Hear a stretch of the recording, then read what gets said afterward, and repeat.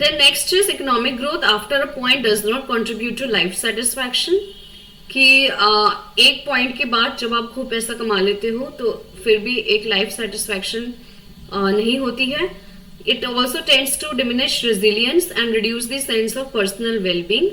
तो रेजिलियंस एक कंसेप्ट है जिसमें जब आपकी लाइफ में कोई एडवर्सिटी आती है तो आप उससे कितनी जल्दी रिकवर कर जाते हो उसके बारे में बात करती है. Then the media generated artificial needs are constantly keeping people in a state of unending deprivation. तो जो आजकल सोशल मीडिया है वो इतना ज्यादा मार्केटिंग वहां पर होती है कि आप कितना भी कुछ अपने पास सोर्सेज हो, आपके रिसोर्सेज हो, आपको हमेशा ऐसा लगेगा कि आप कुछ कमी है.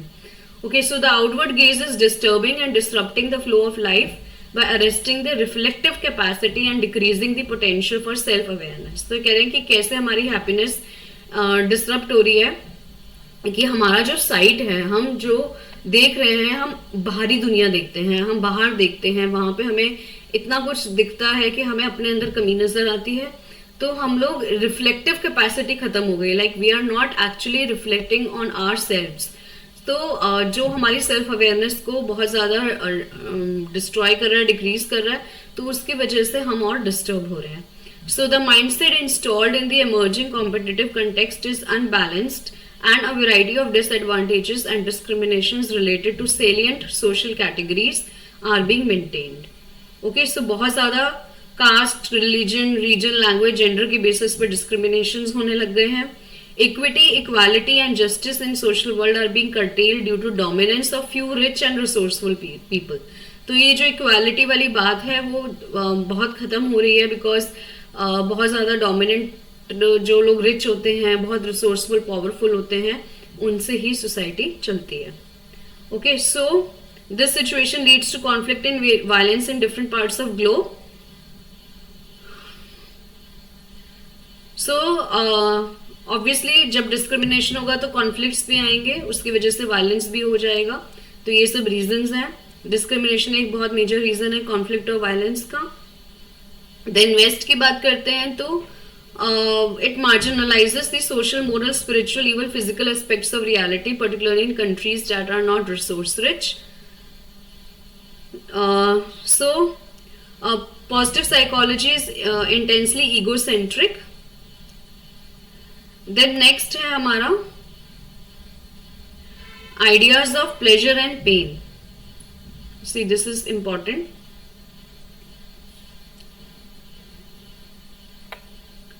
Ideas of pleasure and pain. So यहाँ पे हम बात करते हैं कि हमें कब प्लेजर मिलता है और कब पेन मिलता है, और इसमें ये बहुत इंपॉर्टेंट पॉइंट बताया गया है कि दोनों ही केस में हमें एक इक्वानिमिटी रखना बहुत जरूरी है. So while discussing the Indian notion of happiness, it draws attention और emphasis on qualities of contentment, control over desires, surrender, non-attachment, equanimity in opposites, perseverance and hard work, relating to others and search for inner peace. तो ये बहुत important values हैं या strengths हैं जो एक happiness के लिए बहुत इंपॉर्टेंट है. पहला है कंटेंटमेंट, संतुष्टि, ठीक है. कंट्रोल ओवर डिजायर्स, थोड़ा सा ऐसे तो आप आज ये ले लिया, कल कोई और चीज लेनी है, परसों कोई और चीज लेनी है, तो कंट्रोल कभी आएगा ही नहीं. सरेंडर, नॉन अटैचमेंट, ठीक है. इक्वानिमिटी होता है बैलेंस्ड, बहुत प्लेजर और पेन दोनों में एक बैलेंस रखना. प्रिजर्वेरेंस और हार्ड वर्क होता है बहुत डेडिकेशन रखना, ठीक है. So it considers that positivity is not a quality vested in individual, it is quality found in relational spaces. So अगर हम प्लेजर की बात करें, so pleasure and pain are two irreducible feelings. Okay, आती ही आती हैं, but they are different from each other. So pleasure is an agreeable feeling, जब आपको अच्छा लगता है, ठीक है, so that is pleasure and its nature is one of gratification and satisfaction. अब pleasure जो arise होता है that arises from proximity of desirable objects, interaction of objects with appropriate sense organs, conjunction of self with mind, perception of desirable object. तो ये सब चीजें हैं.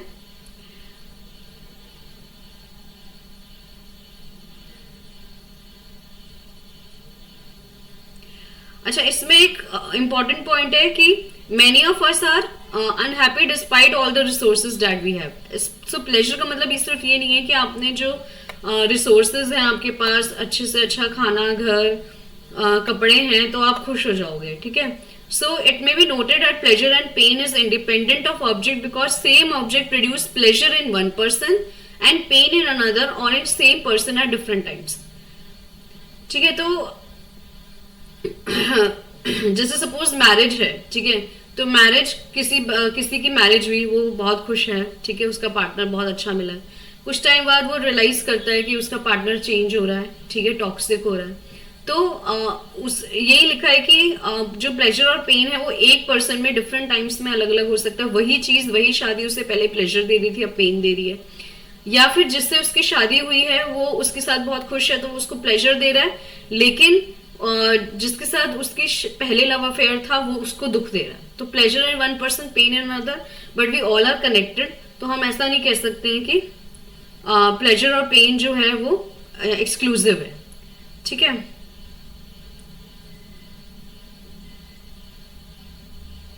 तो दो टाइप्स के प्लेजर्स हैं, एक है सेंशुअस प्लेजर और एक है रेट्रोस्पेक्टिव प्लेजर.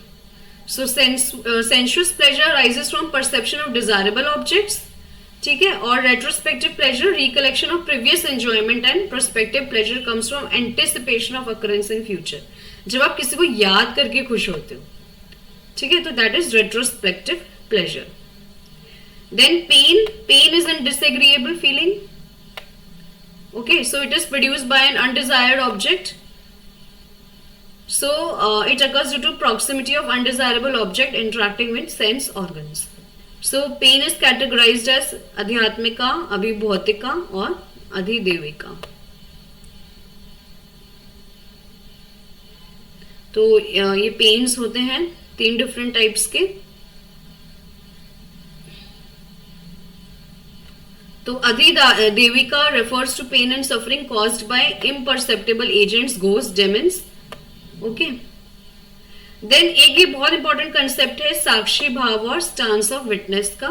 जैसा भी मैंने आपको पहले बताया कि जो हायर स्टेट ऑफ कॉन्शियसनेस होती है उसमें हम माइंड एंड बॉडी को अपने से अलग करके देखने की कोशिश करते हैं, जिसमें हम ये फील करते हैं कि जो भी थॉट्स आ रहे हैं, जो भी इमोशंस आ रहे हैं, वो हमारे उस बॉडी में आ रहे हैं. ठीक है, तो जब हम ये देखते हैं तो हम देखते हैं उसे एज अ विटनेस. हमारे माइंड में, बॉडी में जो कुछ भी हो रहा है वो हम उसको एज अ विटनेस देखते हैं. तो we are looking at it as a bhav of sakshi. Okay, so the idea of a knower और observer within us is central to Indian perspective. ठीक है, तो वो कहते हैं कि हमारे अंदर एक नोअर और ऑब्जर्वर बैठा है जो सब कुछ जानता है, सब कुछ देख रहा है. ठीक है, और लेकिन हम लोग क्या करते हैं, अपने आप को बहुत ज्यादा माइंड और बॉडी से आइडेंटिफाई कर लेते हैं, तो हम अपने आप को उस तरह से एज अ विटनेस फील नहीं कर पाते हैं. ठीक है, तो जैसे अगर हमारे को किसी चीज का दुख हुआ, बहुत परेशानी हुई, तो हम बहुत ज्यादा उसमें इन्वॉल्व, एंग्रॉस हो जाते हैं और उसी से आइडेंटिफाई कर लेते हैं. उससे ही हमें लगता है कि मैं बहुत दुखी हूँ, जबकि दुखी वो बॉडी होती है, वो माइंड होता है, वो रिश्ता होता है. ठीक है, सपोज अगर आपके फादर को कोई प्रॉब्लम है तो एज अ डॉटर आप बहुत दुखी होते हो. ठीक है, लेकिन जो आप हो, आप रियलिटी में डॉटर नहीं हो. ठीक है, आप रियलिटी में यू आर अ पर्सन. ठीक है, आप सिर्फ बॉडी से जाने जाते हो, लेकिन रियलिटी में आप उसके बियॉन्ड हो. तो इसलिए जो इमोशंस आते हैं वो उस रिश्ते में आते हैं.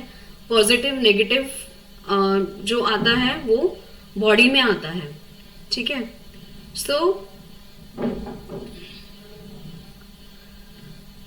तो आप वो नोअर और ऑब्जर्वर हो जो आप अपने दुख को भी देख रहे हो, अपने सुख को भी देख रहे हो. ठीक है, so as a result methods used in system like yoga are first person methods.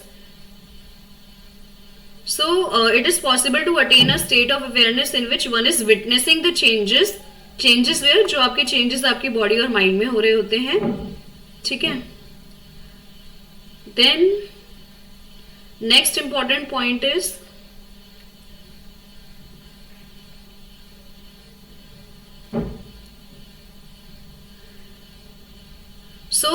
the pathology.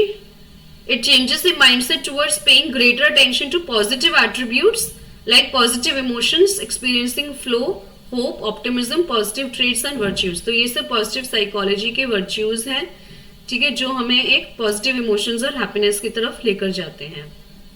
Then next is की themes and ideas from Indian perspective. So this is very important, जो हमारे एंशिएंट स्क्रिप्चर्स में भी दिया हुआ है।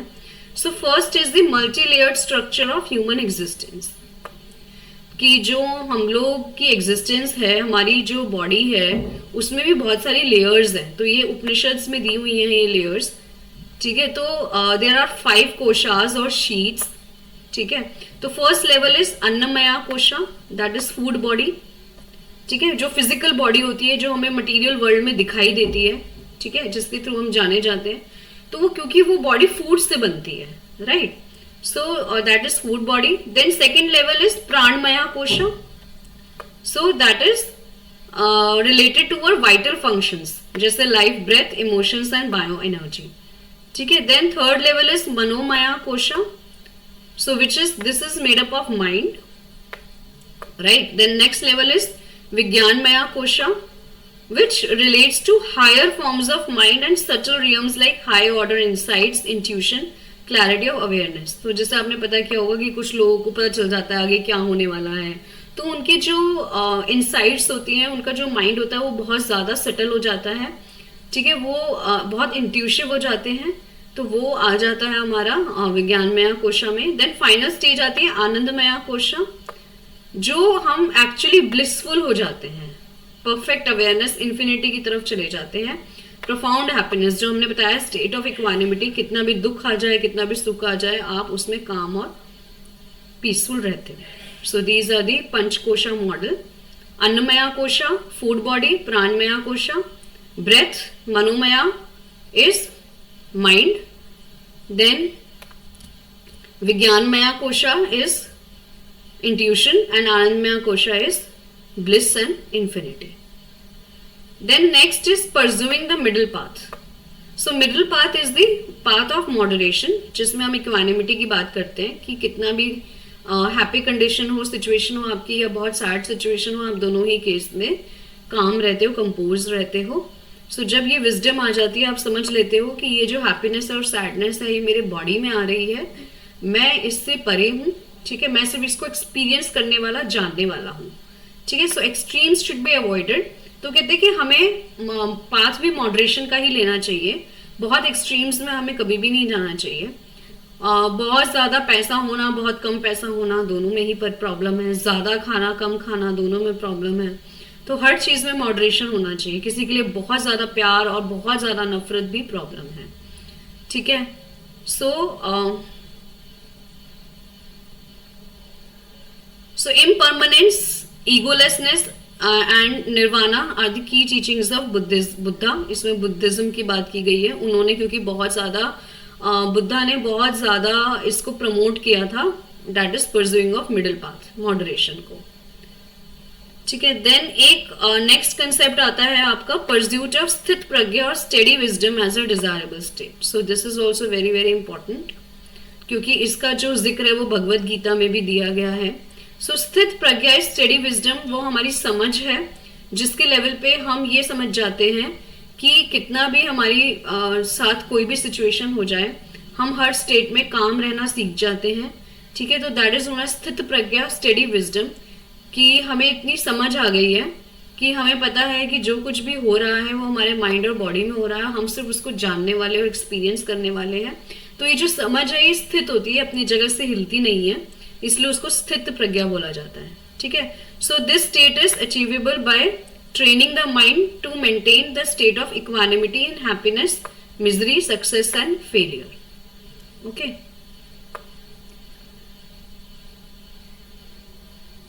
अब इसमें अर्जुन और कृष्णा का रेफरेंस दिया हुआ है, जिसमें जी कृष्णा बताते हैं कि one should totally abandon all the desires from the mind, okay. So he who has no desires because he is fulfilled in the self and alone by self. So आत्मन और इन्फानाइट स्टेट की बात करी है, ठीक है।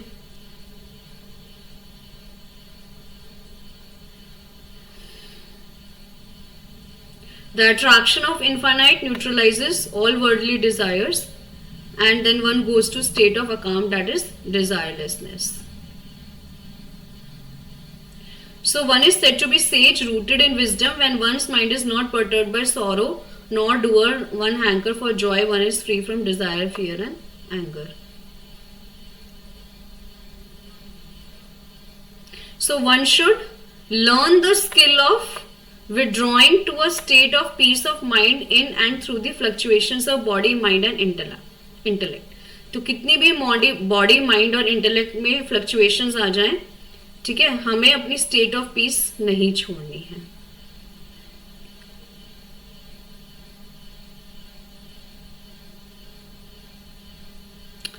So then इसमें आत्मन और anger के बारे में बात की है. Restraining the senses, one should meditate and be absorbed in Atman. ठीक है, तो ये स्टेट कब आएगी, आप कब अचीव करोगे, जब आप अपने माइंड को अपने थॉट्स से एम्प्टी कर लोगे. ठीक है, आप स्टिल बैठोगे, उसके बाद you do nothing and you think nothing. Do nothing, think nothing, वो वाली जो स्टेट होगी वो स्टेट आपकी आत्मन होगी. ठीक है. So attachment breeds desires from desire anger is born. तो इसमें बताया कि एंगर कैसे आता है, कि जब आप किसी से बहुत ज्यादा अटैचमेंट रखते हो, मोह रखते हो, तो जब वो आपके साथ कुछ गलत करता है या आपसे दूर हो जाता है तो आपको फिर बहुत गुस्सा आता है.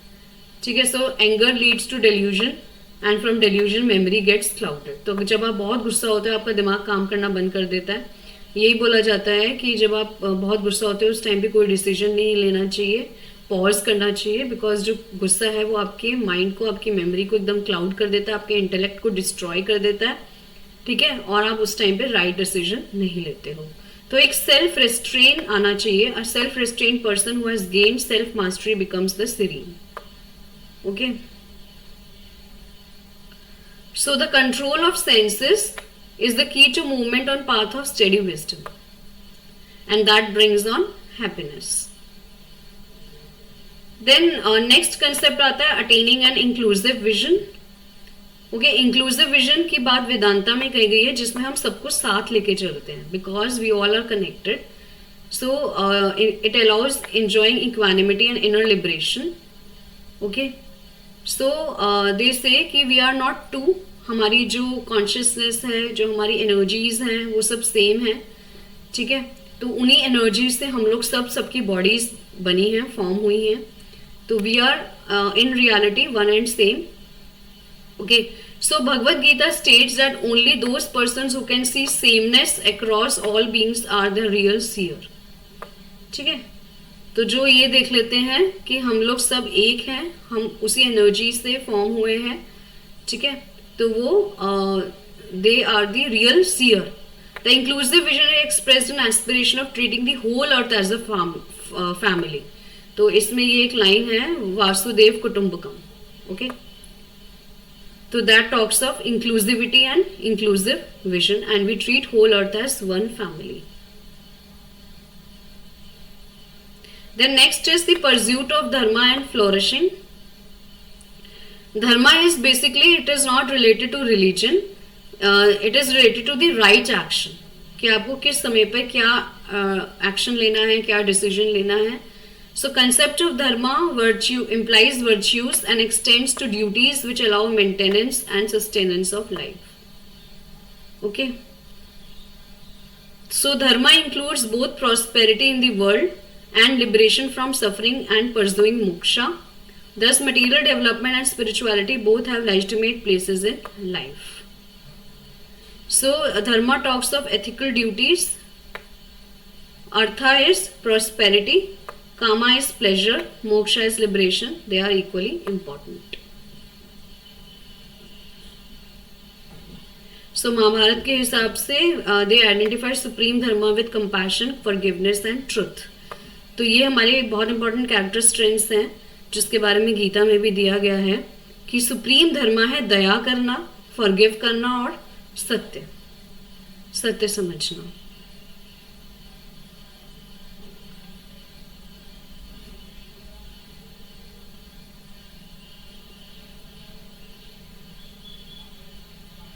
So the inclusion of the non-physical world and relation with divine are the unique features of Indian approach. Unfortunately, using these constructs is taken to put in the category of religion and not science. तो हमने ये जो भी spirituality है, हमने इसको बहुत ज़्यादा रिलीजन पर ले गए हैं। ये सब एक साइंस है, non physical world, physical world, this is all science, जिसको हम बहुत ज़्यादा रिलीजन के बेसिस पे हमने बांट दिया है। ठीक है, तो हम इसका रियल मीनिंग नहीं समझ पा रहे हैं, so that is very unfortunate. The Indian perspective views the world as manifestation of Brahman and views egos as mode of being that cause suffering, but can be overturned by either expanding sense of identity as in Vedanta or deconstructing, de-identifying from self as in Buddhist tradition. तो ये हमारा यहाँ पे unit 3 finish होता है। Next हम next video में करेंगे। Thank you.